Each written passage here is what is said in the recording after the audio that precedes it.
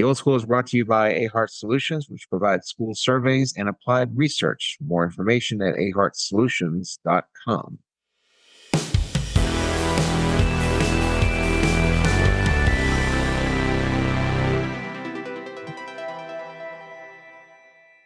And good morning. Welcome to The Old School, a podcast about the American education system, its quirks, its qualities, its traits, its issues, problems, and solutions, insofar as we know the solutions.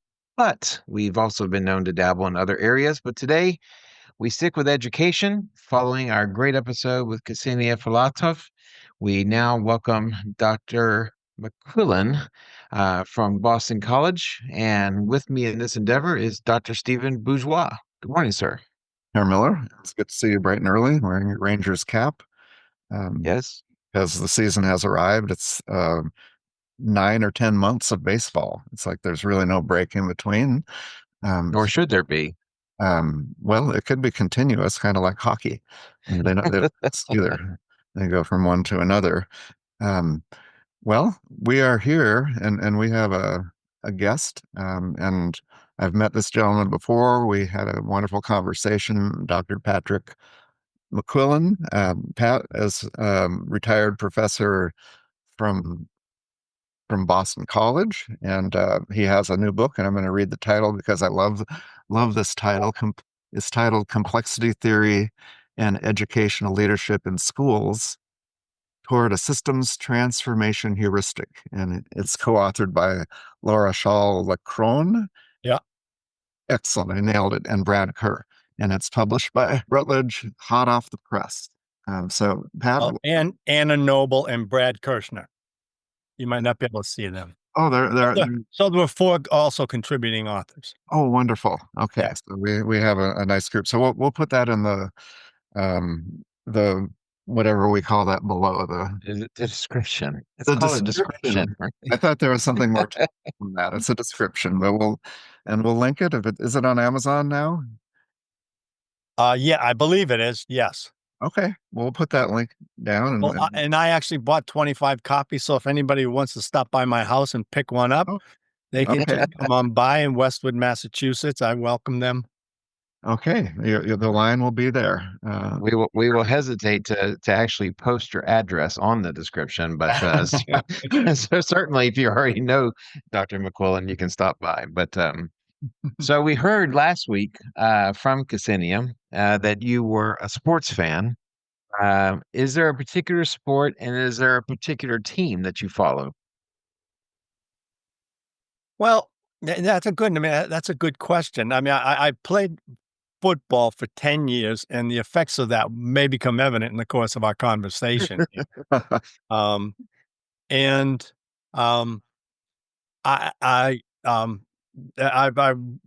care deeply about the Boston Celtics and was a high school basketball player.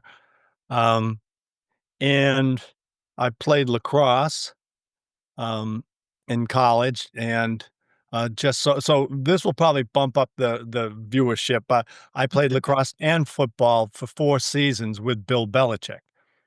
So Bill introduced me to the art of lacrosse. And I continued playing it. I continued coaching it. And I coached high school. So I'm trying to think, what sport I like the most. My love of sports is waning. I have to say that it's not as great as it once was. In the Red Sox in 2004 when they finally beat the Yankees and all that. I mean, that was apocalyptic for me. But the price to park your car, the price for a ticket, the challenge in buying anything from a concession stand at any sports event without having an electronic copy of your life's story in your pocket, right? You can't do anything. So I'm sort of fading on that, but I'm enjoying some of the basketball tournaments right now going on, and the Yukon women are pretty amazing. But it's the same thing as the pros. I mean, they're the star for Yukon. She's got like the one more year and then she's gone, right? Because she's not going to stick around. She's going to go play pro ball, and all more power to her, in my opinion. But it's just not like it used to be. So we still support many of the teams in Westwood High School and go to the basketball games and go to the lacrosse games there because our sons were captain of both those teams, and we know the coaches pretty well. And so I guess that's where my the allegiances lie at this point in my life. We'll see if that changes at all. I have to think of something may come to me in the course of this meeting. I may flash back to it. We have a lot of ideas on that, and I spent a lot of time watching old Boston Celtics games from '86, for example. And my claim to fame is that when I went to high school in Eugene, Oregon, and I grew up very close to where Danny Ainge lived from the Wow. Celtics. And so when he, decided not to play pro baseball and went to the Celtics, I became a Celtics fan for life. And I got to see them through that whole exciting time to the Yeah. point where in 1984, um, that was before the great team in '86, but I actually did not attend my college commencement. That was my first degree, because the Celtics and Lakers were playing, and there was no way I would go to that event and not be able to watch that because you couldn't record stuff then. You were stuck. Yep. Yeah. My wife and I, as a wedding present, we got tickets to the Celtics Atlanta Hawks game where Larry Bird And uh, Dominique, and Dominique Wilkins took over the fourth quarter. And I think Larry scored 16 points and Dominique scored 14 points, and the Celtics won by 2, something like that. Something historic happened. I just remember that, and it was amazing. And one of the most wonderful This weddings. was in celebration of an anniversary? Oh, no, that's not for a while. Okay. That's in June. wow. Well, Ross got excited when you mentioned lacrosse. You played lacrosse, didn't you, Herr Miller? Or you like As it? a kid, in Maryland, it's like the unofficial state sport of Maryland. So I tell my students that you're likely to get a bigger crowd for a high school lacrosse game than you would for a high school football game, which Mhm. seems rather antithetical to the scene down here in Texas. But yeah, so I played for a couple of years and enough to know that I wasn't good enough. And so just like with all my athletic endeavors, yeah, I played just long enough to realize that I sucked at it, and so I was better as a fan. So I'm not sure if it's the topic or what, but Ross, now I can tell you from Maryland. yeah. I know what it sounds like. I spent time down in Maryland. I used to Is it work my in school in Baltimore. I spent vacations down in Maryland with Bill Belichick and some other friends going to lacrosse games all day long to something called the Heroes Tournament, okay? which was at one of the local junior colleges. I think it was Mm. where it was sponsored. But yeah, so You might have picked up my dour disposition and thought to yourself, "That sounds just like the people in Baltimore." no, no. Well, I had a great time in Baltimore. So here's where you find out about what American schools are kind of all about. And Okay. I was working with a group called the Coalition of Essential Schools. It was headed up by Ted Sizer. This was relatively early in its existence when this occurred. And myself and another doctoral student at Brown in the anthropology department were invited to do an ethnography of Ted's research endeavor and educational endeavor called the Coalition of Essential Schools. mhm. And at this time, when we joined, I believe they had maybe 12 schools involved in it. And Ted Size is a pretty impressive person. He was the youngest dean at Harvard University. He was 31 when he was dean of the education school, and then he went out and went into the real world of public and private schooling.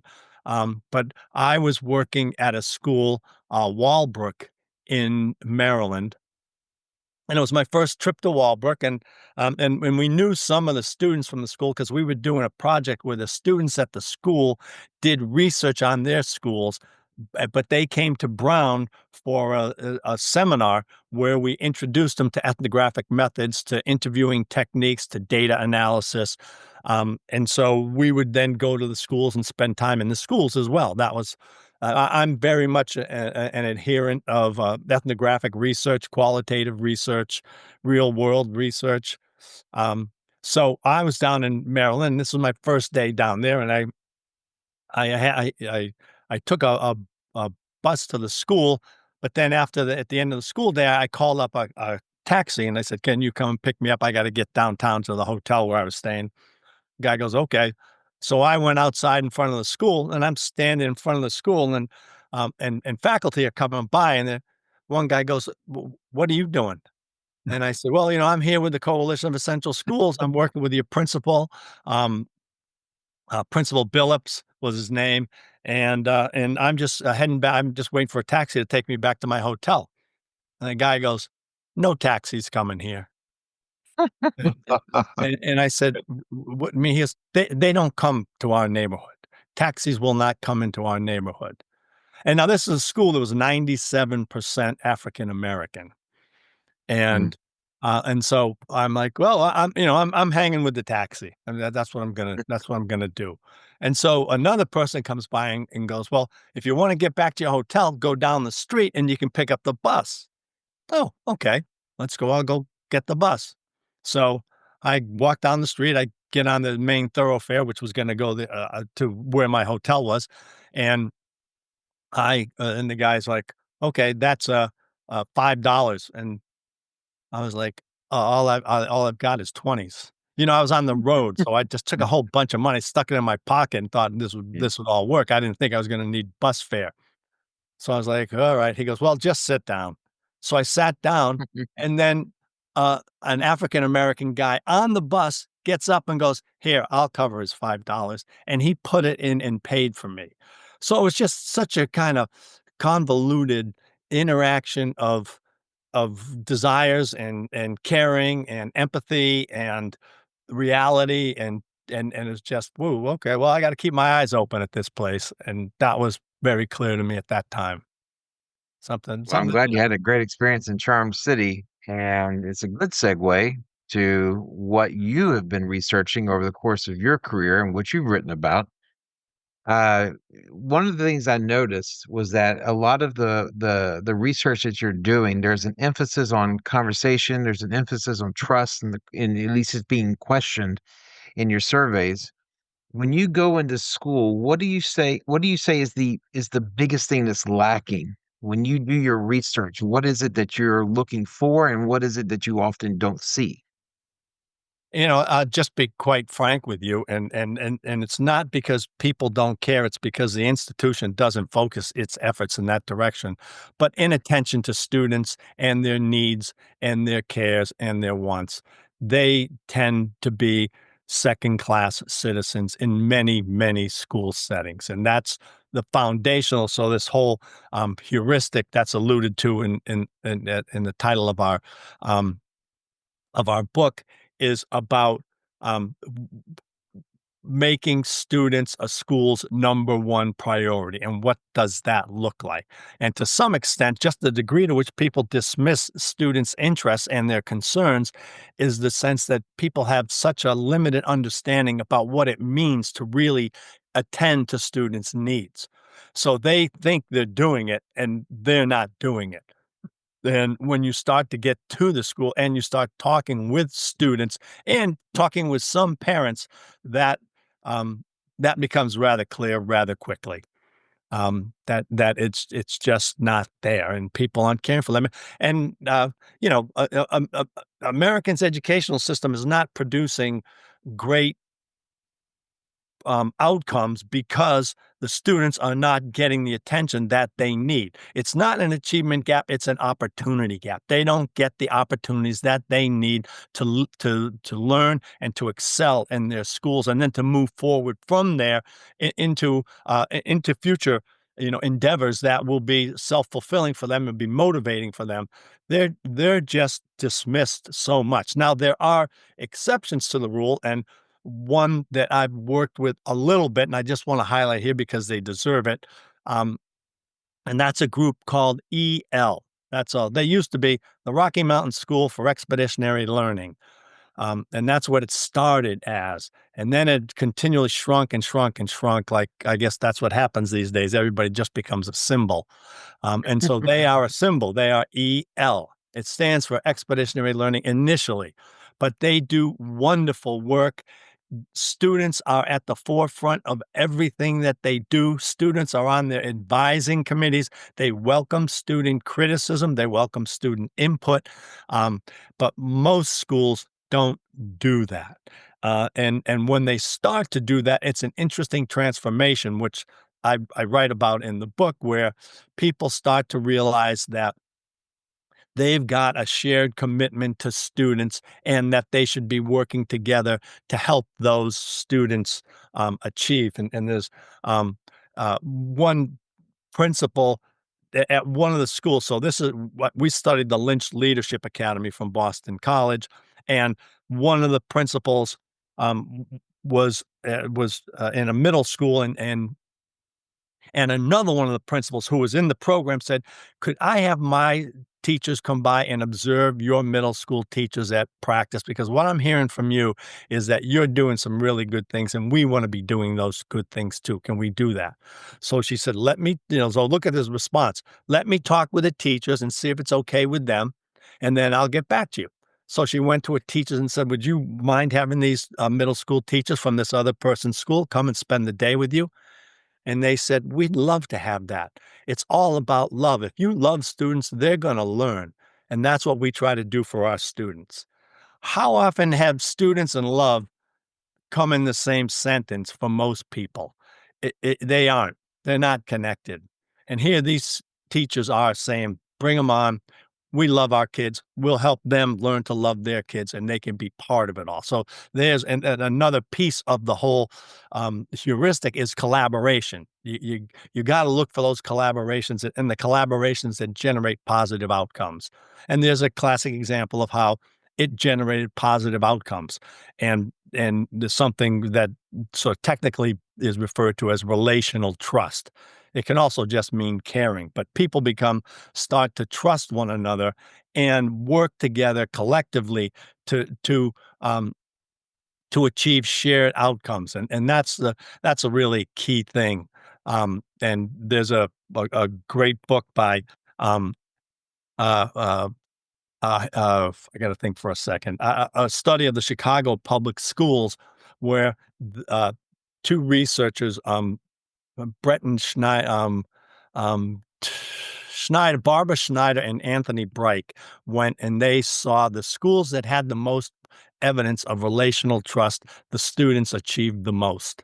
And it's not surprising at all because they work together, they support one another, they share ideas with one another, and they move forward together. But the schools that didn't do that, and I've got one of the chapters in the book is about one of the Lynch Leadership Academy fellows and her going to one school where she had two different schools where she had very little relational trust, and one school where she had tremendous relational trust. And what a transformation. She actually went to this one school. She turned the school around. It was really hurting financially, and she generated such positive dynamics that people were lining up to come into the school. But then she got married and moved back to Boston. Then that school where she taught in Boston, things fell through, and she is now ended up back in rural Maryland where she was doing all that work that was enhancing relational trust, and she's there and she's generating it day in and day out now. And it's just it's just amazing that she's able to do that. Um, Let me just my cell phone is acting up. I would stop that. Oh, stop that. Well, Now I got it. It's dead now. it's that's an But she did all of this, and she brought special needs students into the school. She started an early childhood center at the school. These are institutional transformations that don't just happen serendipitously. They require trust, they require respect, they require effort, they require extensive collaboration. And she got all that, put it together, and it's just wonderful what she did. If I could, real quick, I just since it's at the end of the book, so I know I can get to this section real quickly. Um, Here it is. Um, Things are going great at Fiorella. That's a pseudonym. I'm so proud that inclusion has really become the essence of our school culture over the past 10 years. She's been there 10 years, right? That's what changes things. You have to be there a long time. We are welcoming our first two students with Down syndrome in August, and I know they will greatly enrich our community. I definitely think this job pushes me to stretch and grow every day. That's what principals and teachers and students all need to do, stretch and grow. Last year, our theme was growing in virtue. So they have a theme that organizes the entire school for that year and gets integrated into all the classes on a regular basis. Tell me the schools where you've been where that's happened. This year, our focus is on the power of prayer. We are also adding an early learning center. We welcomed 2-year-olds last month, and next year we will add an infant toddler room to meet the needs of young families in our community. What's new with you? Now, I just shut the page and covered my head and just was utterly embarrassed. Nothing like that's new with me. That's just, I mean, just think about all those things that she talked about and how much they were able to generate the sort of love and commitment and respect and collaboration that allowed those outcomes to get generated. That's so. Have I talked enough? Is this Yeah. over yet? Well, you got us thinking. I mean, we have a lot of ground that you kind of covered in different pieces, but the part that trying to get to the not, you talk about relational trust, which is an outcome that you said is associated to achievement, and people are so obsessed with achievement that in a way it works against that trust. So there's it's a intervention where they get in their own way, by saying, well, this is what we want to preserve equity of opportunity. We're just going to focus directly on test scores and not the thing that really is most associated with them. But what I'm curious from I guess the whole body of work is the lever of that change, and the point of intervention could be faculty, it could be students themselves, it could be leadership, and it seems like, in fact, in my work, leadership and achievement did not have a direct effect, and we did a really large study on that, but there was an indirect effect through collective teacher efficacy, the teachers working and collaborating, and that's where the effect on achievement was. Would you agree that the leadership is the most likely candidate as the point of intervention? Well, because it's the fifth word in my title, you mean? Well, that and it's kind of the Yeah, same. I guess it's important. I gave complexity theory. I put complexity theory first because I thought that might entice some people just because they wanted to get confused, It's a good key wanted word, something that they weren't familiar with. They're gonna say complexity, they'll go right to your book. Yeah. But no, I mean, it's leadership. It's all about leadership, but the leadership has to be conceptualized in a way that's inclusive. So that's the whole notion of sharing power and authority expands power and authority. That's what you need to keep in mind. So work for it. It's worth the outcomes that get generated. And I've got in two of my chapters, which are case studies of schools, um, the principals designated persons as their go-to person to lead various initiatives at the school. And these people became really powerful school leaders. And then they went out and the work that they then did with others in the school also promoted leadership from those people. So the line of leadership keeps going. It starts off with the principal, and the principals need to identify who are the people who care about the students, who are the people who have rapport with their colleagues, and who are the people who are kind of, quite frankly, willing to work hard for the students. And then you identify those people, you offer them opportunities to grow, and it becomes just a very powerful instrument for changing what happens within a school. And in both of those schools, it was just really amazing. And it, so I'll give you another story. I got stories, right? That's what I got. Um, so here's a school, and I mean, and I'm going to give you the racial dynamics because I detest our presidential group, and this is diversity. Okay, this is diversity. This is about black people working with other black people to help other black people achieve.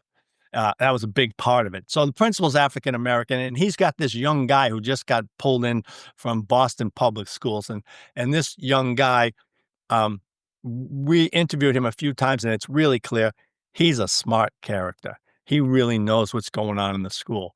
Now, the school, the faculty are there are many older white women, and he's got dreadlocks down to the middle of his back. But he's also smarter than everybody else in the school. And so it's a very interesting dynamic. So he starts to so what the principal does is the principal takes him to the professional development opportunities that Boston Public Schools create for their principals, and he went there and learned various sort of professional development skills. And he was in. I'm trying to think uh, what the literacy program was that he became schooled in, but he got it and he got it really quickly and really effectively. And then he's still teaching his classes back at the school, but he's also going into other teachers' classes and modeling lessons for them. And so they're bringing this young African American man into their classrooms to teach literacy lessons using a strategy that they are not familiar with and probably had not ever heard of before. And it just his his his stock in the school went it just skyrocketed. It just was amazing what it did. And just as another example, so there were a number of K1 students, which is the lowest, the youngest kindergarten groups, and they were not scheduled to be promoted the next year. So they tried to enroll them in Boston Public summer schools programs, but they didn't have enough room for them, right? It's an opportunity gap, not an achievement gap. These folks didn't have the opportunities they needed to achieve.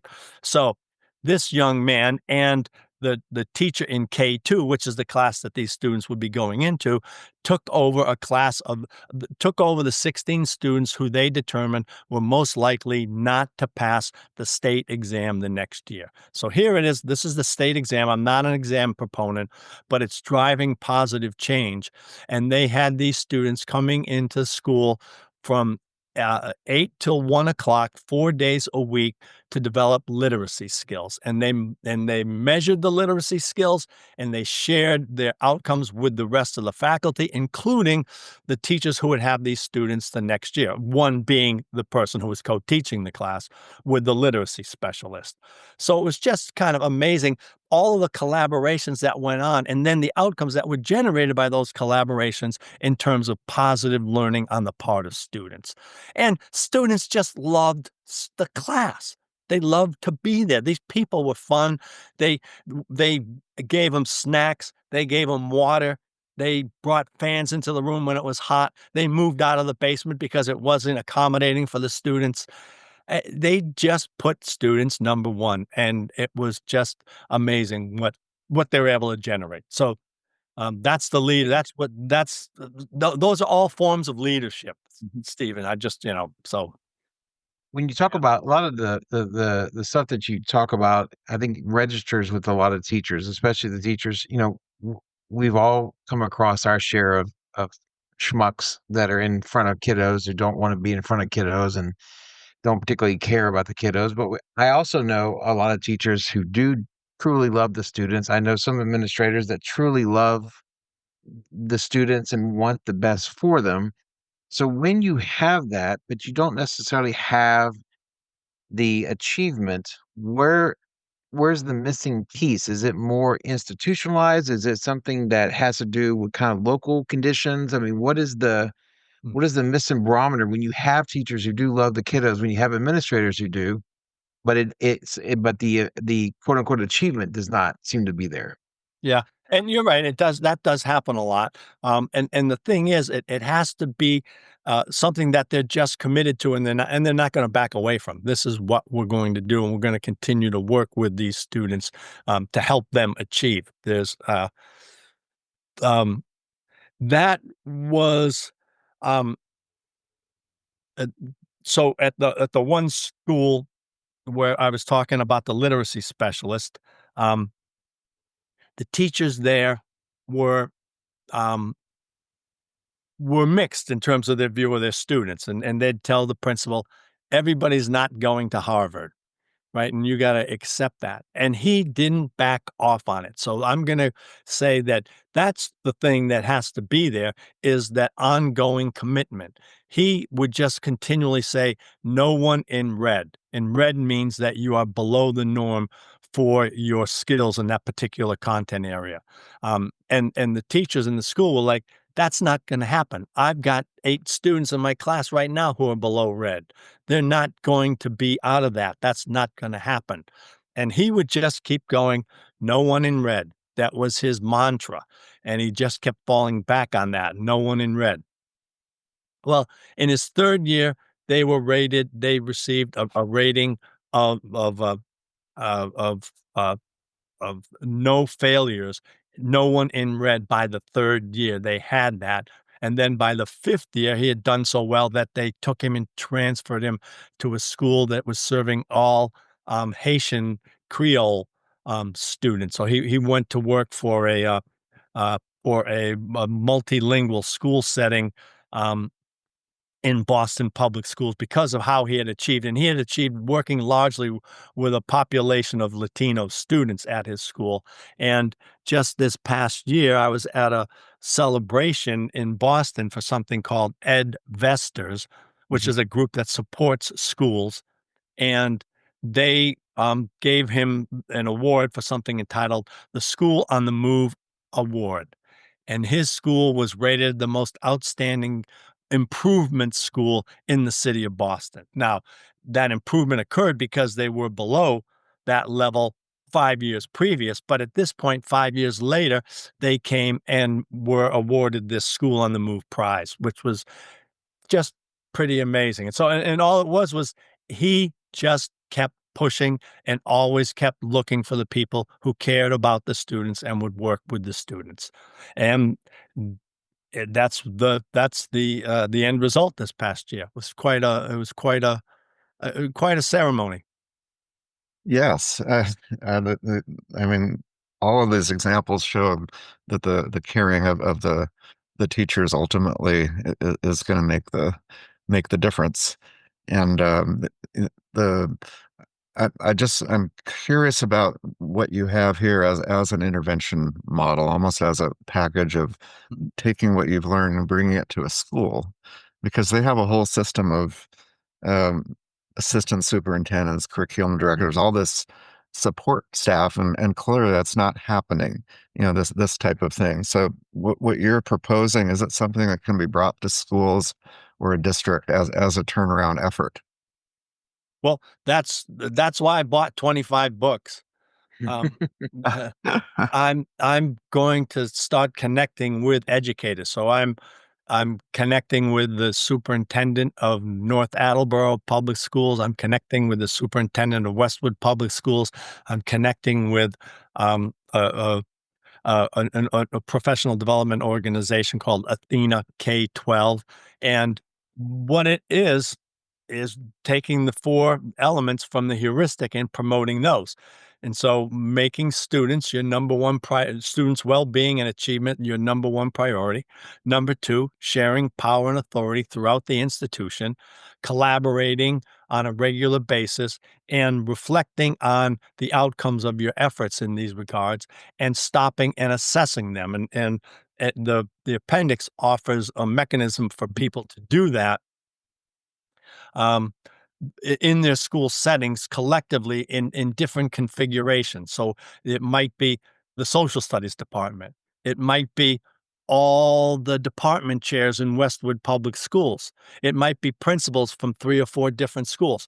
I'm not exactly sure how it's gonna play out. So I've got this commitment to these 4 principles, Mm. and I see him work. I saw him play out in 3 with 3 different school leaders, one for 5 years and the other 2 for 11 years, and it played out by these principles coming to the forefront and driving what occurred in those schools. And now I'm working with people to convince them to say, all right, so how do we get our school to this level of understanding? And so I'm trying to draw on the Lynch Foundation, who's the folks who ran the professional development program that we studied, and I'm going to try to get funding from the Lynch Foundation to make the book open access.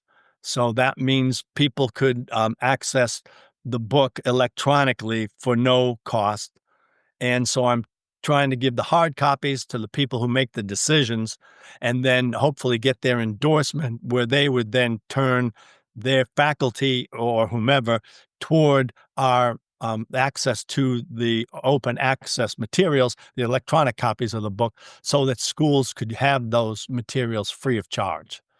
Okay. That's And that's you really have something that is scalable.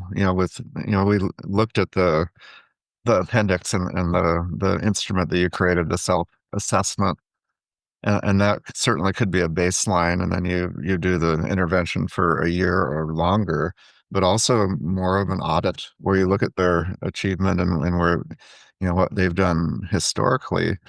But I would say that it appears that it works if you have the cooperation of if they want to be saved, as it were. And that, but once you get the buy-in of the leader, and it's not just performative, but they're actually doing it, the outcomes are going to follow. that's what I'd like to believe, Yeah. and that's what that's what happened in these school settings. And there are factors. It's problematic. So one of the schools where they were quite successful, um, the principal had been the assistant principal. She then got promoted to principal at 2 years of being the assistant principal, and the first thing she did as principal was to fire 6 teachers. Mm. So not everybody can do that. This was a Catholic school. There's no union there. She just fired 6 teachers. You're gone. Right You're not away. doing your First job. thing, just fired them. That's it. And there was no disruption for father, if you know what I mean. Yeah. That's the ultimate head to Catholic schools is father. Um, and so father accepted this removal of these teachers, and they just moved forward with it. And she had the connection to Boston College, through the Lynch Leadership Academy, and she was hiring recent graduates who came through a program that we have Mhm. for Catholic school teachers. So that was all that was a nice way to get new ideas and new blood into the system. So is there something like at the university level that could also kind of help with this as far as like in teacher training or as far as like, certainly, superintendent and principal leadership schools and things of that nature?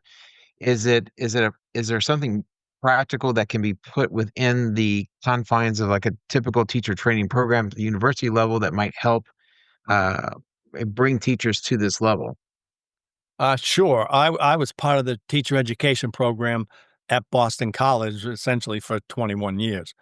Um, and so that's what I'm moving towards. So a lot of these things are contingent. I mean, I'm they just barely they got me the books on Thursday. That's when the books arrived. Right, I Yeah. finished. I got a box of 25 books on Thursday, and so now I need to go out and start to distribute those books.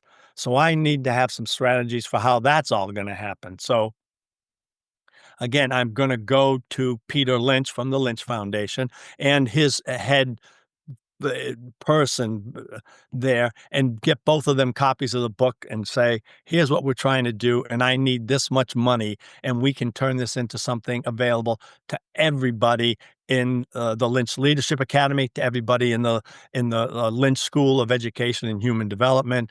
We can open it up to all of those groups, and we can see how they respond to that. So I've got I I've got opportunities lined up to meet with school leaders to see what they think about this and how will they make it work. And so the one program here based in the Boston area is Athena K-12, and that group, they're interested as the from the director of that group, she's made it quite clear that this has to be focused on something that these people can go back to their schools and do with their schools. So we're working to design a professional development endeavor, which would introduce people to the four principles and and the appendix, the survey that we designed for different actors within the school, and then have them try that out with their schools and think about what kind of a commitment they would make to it and whether it would be an ongoing commitment or not, and what they think might work. And some of that will probably depend on whether or not I know the principal or the superintendent well, and others might be whether or not they find these ideas compelling. And this, that's why I like the qualitative research, is because it's a picture of what's going on. I'm not giving you numbers about what people think about things and various matters. There's stories, there's descriptions, there's events, there's themes, there's practices, and that's what I'm hoping becomes compelling for people. So if I seem a little nervous about this whole thing, it's because I don't know if it's going to be compelling for Well, people. but I'm going to find that out. no, I mean, it will, because it's not just research based, but your whole career has led to it. And you're talking about a intervention from the school standpoint that's going to cost $0.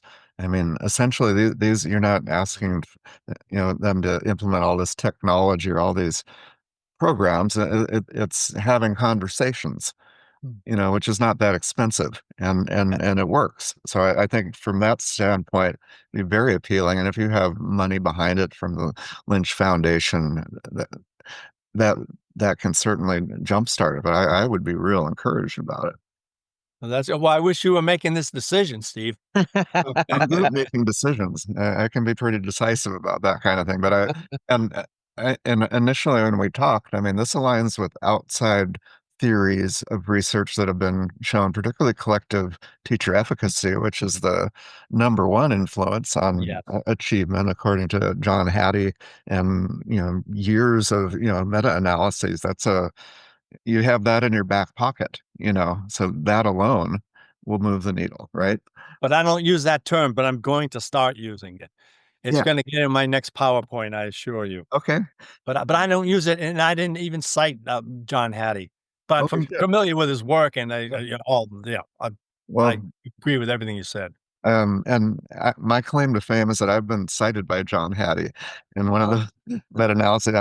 I like to say it because when I saw it, from ResearchGate, I did a little happy dance. I thought, oh, wow, that's John Hattie, But he's, he's a big name and actually trying to implement these things, and a lot of professors will do kind of a theoretical study and get a publication, mm, but there is a model of intervention embedded, and yours is it's laid out really well, because first of all, the school boards, they're interested in that achievement, that for them, that's their language. Then you speak a different language to the teachers where it's student well-being and trust.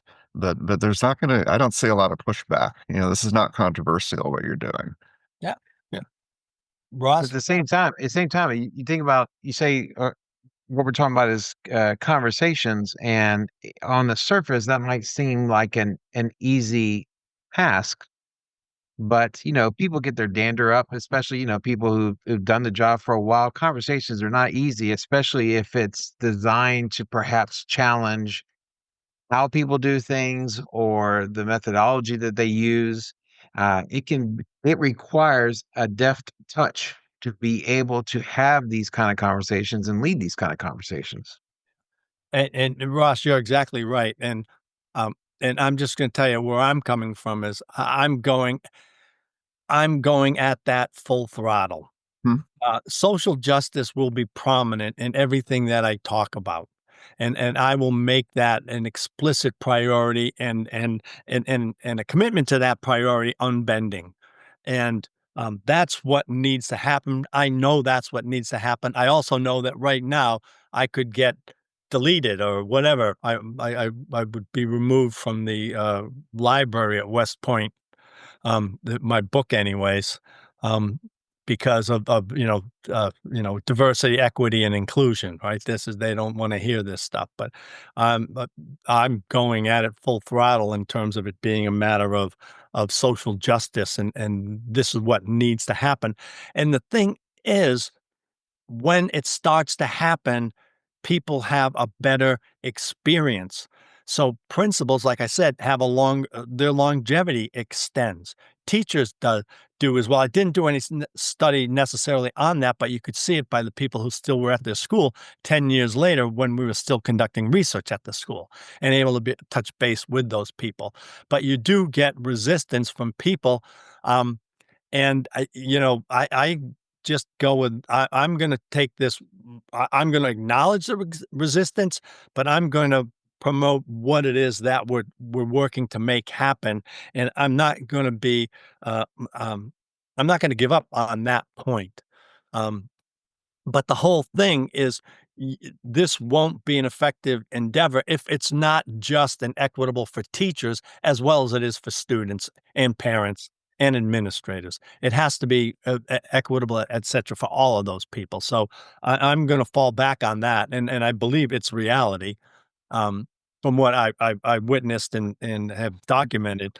Um, but it's still a good heads up, right? Yeah. There's no doubt about it. It's a good heads up, and you don't want to just go in there blindly. So Patrick, I thought about coming right out of the gate asking about complexity theory, and we haven't really talked about it directly. But you know, I imagine it's a bigger theory that wasn't specific to education or leadership that you applied. Is that the case? So Yes. maybe give us a little background, but also more, how does it fit with the challenges of a school leader? Yeah. Um, so I just have my conundrum with complexity theory is sort of like, I guess, my conundrum with the Grateful Dead. I never know when I started liking the Grateful. It wasn't like, "Oh, that concert was unbelievable." Every concert was unbelievable, but I'm not sure when I started liking them or why I went to the first concert I went to. And the same thing holds true with complexity. I know that I read an article on complexity theory back when I was at the University of Colorado, and it was written by one of my colleagues, Margaret Lecomte, who is a prominent qualitative and educational researcher. I believe she's retired at this point, but she had this piece and I read it and I knew what the terms were. So I wasn't reading something that was foreign to me by any means. It was quite comfortable.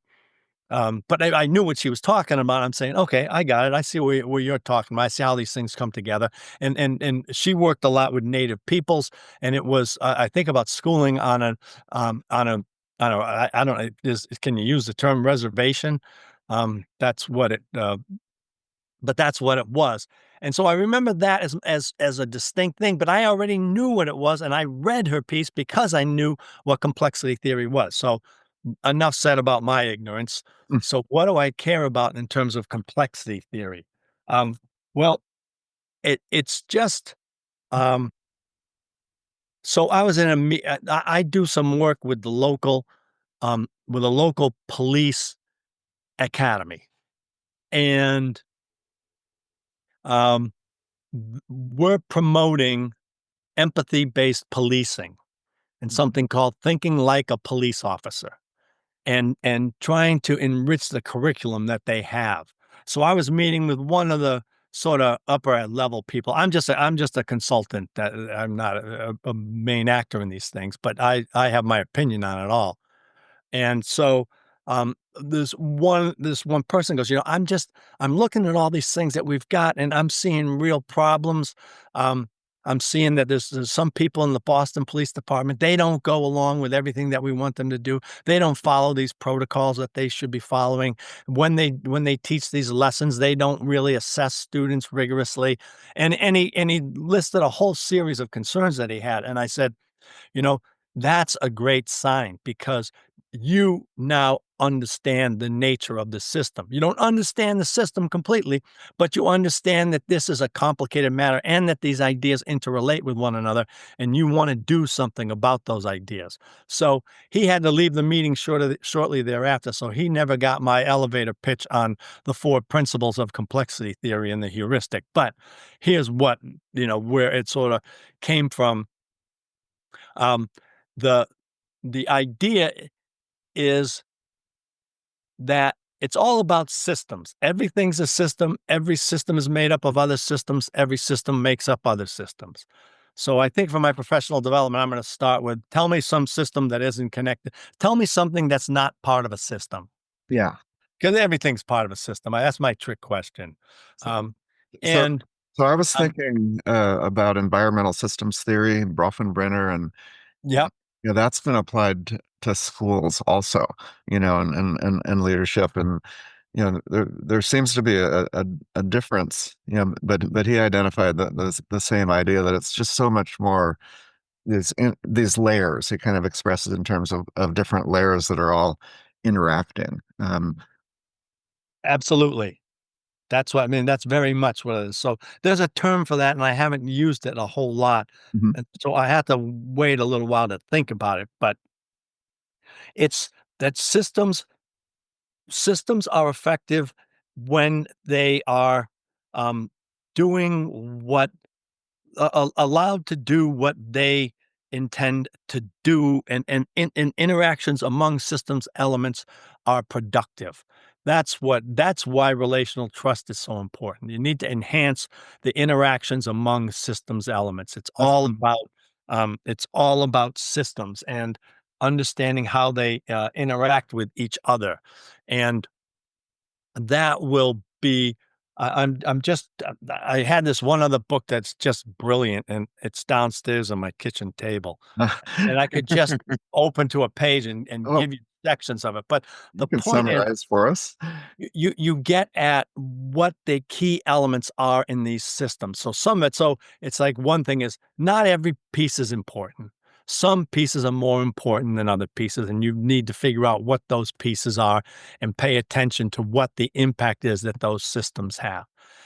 In a related vein, change is non-linear. So it's not as if you're going to know what the outcome's going to be. The outcome may be a total surprise to you. You may be utterly shocked at what happened because you don't understand the system. So in the book, um, we had principals doing leadership growth projects at their schools and enacting practices at those schools. And one of the richest questions we could ask is, did anything surprise you? And on a regular basis, people said, yeah, the teachers all work together really well. And these persons accepted leadership roles that I didn't think would accept leadership roles. And people began doing the things that we were asking them to do and embracing it. Now, in part, that happens because they never had any power before, right? The teachers don't have power. This was giving them power. So that certainly figured into the dynamic, but it's a non-linear phenomenon. Um, and let me I just gotta I know right where it is in this book. Okay, here we go. It's first of all, it's different than complicated systems. So complicated systems can be recreated. Complex systems cannot. They are irreducible. Hmm, They are what they are when they do what they do. That's a complex system. that It's helps. doing it's doing what it does. Complex systems generate fractals, and fractals are elements of a system that help that system function better. One common fractal is culture. Shared cultural beliefs serve as a fractal that has systems, elements working in concert with one another. Trustworthiness across the organization helps coordinate meaningful collective action. So that's a fractal. trustworthiness. Trust. And that's what I was thinking kind of is the conduit for it to be healthy. Yes. And there are control parameters. So there's not an infinite set of outcomes that will occur. The outcomes will follow certain trends, but they aren't necessarily predictable, but they also aren't infinite. So those are two things just to kind of keep in mind. And in a complex system, change is the norm. A system is healthy if things are changing. Now, some of those changes can be bad, like Donald Trump. He's a bad change. This is a good change. This is something that's positive, that will generate change, but it's always balanced on the edge of chaos. And I'm not sure where they got this term, edge of chaos. I just think it's someone liked the word chaos and whatever. But that's a special zone between the unstable disorder of chaos and the stability of no change. This state must be sustained long enough to overcome the tendency to revert to safe, stable patterns of the past. So what used to be my tagline on my emails was the status quo needs no advocate, right? The status quo is there and it's hard to move because it's a system and it's intertwined with other systemic elements. And once you start moving one, you're going to have to start moving the others. You have to keep that in mind. So those are features of complex adaptive systems, Well, and they're best understood in process. So if you want to see what a system's doing, it's looking at it in process. So what we all essentially care about are processes. Virtually everything's a process. And that's what the outcomes are that people tend to the most. So what's really nice about my longitudinal research design is that it allows you to expose the processes. You're looking at things for 11 or 12 years. You're going to see what the processes are in the schools. And one of the big aspects of the processes is the initial conditions. Where did we start? What was going on here at first? Because that will shape what happens subsequently. And so initial conditions are really a critical element of a complex adaptive system. And I can't believe we got, I don't know, what is this, 59 minutes into our talk, and I haven't used the term complex adaptive system yet. That's the terminology of complexity theorists. wow. It's a system that's changing and always is changing and is driven by shared beliefs and values to generate that outcome. So, so the 88 Celtics were a complex adaptive system. All right. They were working in concert with one another to promote shared outcomes. And that's there's I wish I had the other book here because it's even more concise and compelling. But I want to write a book on the '86 Celtics and the year they had Bill Walton. You know, yep, and he brought this joy and something else, but that's an example of complexity theory that really worked perfectly. yep, yep. So go ahead, Oh, Ross. yeah. But well, I want to hand over to Ross, but I think we just scratched the surface on this, and I hope this is the introduction to more of these. But a lot here. Ross? No, just it's kind of for right now, kind of wrapping things up. But I think we covered a ton of territory, and territory that's not always easy to kind of encapsulate in like a coherent kind of conversation. But I think over the last hour, we have covered a lot of territory, and we have kind of made clear and understood what it is that these kinds of offerings can do for a school, provided that a school, the teachers, the principals, and everybody else is willing to kind of embrace it and kind of accept it as a possible avenue towards improvement for everybody, and make sure everyone has a chance to learn. Like, as uh, as Patrick said, is the idea of it's not an achievement gap; it is an opportunity gap, and so to be able to kind of make those changes, it seems like it might be something that would benefit everybody. So going forward, like I said, we have an opportunity, hopefully. Patrick, do we have a chance to have you back on Would again love that. sometime soon? Sure. Sure. Wait till you And see my bill before you make those invitations. You bet. next time we can do an episode on the Boston Celtics, and y'all can try to convince me that basketball is a worthy endeavor to pay attention to. I've been trying to get Steve into baseball for years. It's never worked, and I don't think it'll work for me for basketball, but you never know. Maybe we can give that a shot. So, Well, real quick basketball stories, okay? Do it. okay. One is when I was a kid, my dad took me to the Celtics, and at that time, it cost $1.50 for a ticket to get in, and you could smoke. And the coach of the team smoked when the game was out of reach, Red right? Auerbach. Jan Auerbach pulled out a cigar, right? So now another one. So Belichick is figures into lots of my stories because he has connections with those with having power and authority. So I went to he got connected to a writer named Will McDonough for the Boston Globe, and Yeah. um, and so Will had tickets for the sixth game of the Celtics Lakers playoff in 1980, I think it was. The Lakers beat the Celtics, Mm. um, and um, and so, he had him in this other buddy of mine, his name. So we went to go get those tickets.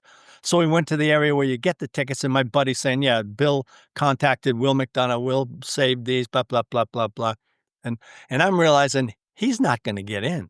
They don't have a notice for him, and he's not getting in. But what I did was I realized they had this notepad with everybody's name on it.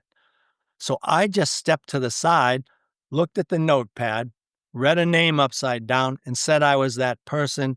I got in, and I could go anywhere I wanted to on the court. In the whole thing, I was sitting courtside when a cop came up to me and said, "Get out of here, or I'll have you arrested." But I got to courtside. I was sitting on the floor. There was one time there was a fast break with Magic, James Worthy, and Kareem Abdul-Jabbar coming down the floor toward my corner, and if you know what the Boston Garden is a Man. parquet. Yeah. So the floor shook. These were like these guys were like giraffes coming down the thing. The whole thing shook, and then shortly thereafter, the police officers told me to leave or have me arrested, so Okay. I left, and they lost the game. It was a bummer on a number of counts, but in any case, that's another basketball story. The rest of the story. I like that. Well, with this, we will say adieu, and we're looking forward to many conversations with you in the future. For everyone listening, pay attention to the description down below. There's going to be linked to various things that Dr. McQuillan mentioned over the course of the podcast. But also, you get links to our Instagram account at the Old School Podcast 2021, as well as our platform website page, A Heart Education. That will also be linked down at the bottom. And so, with that, we shall say adieu, Herr Dr. Bourgeois. Auf Alright. Wiedersehen, Herr Müller. Patrick, wonderful having you. Thanks again. Yeah, it's great to be here. You guys are wonderful hosts. Thanks.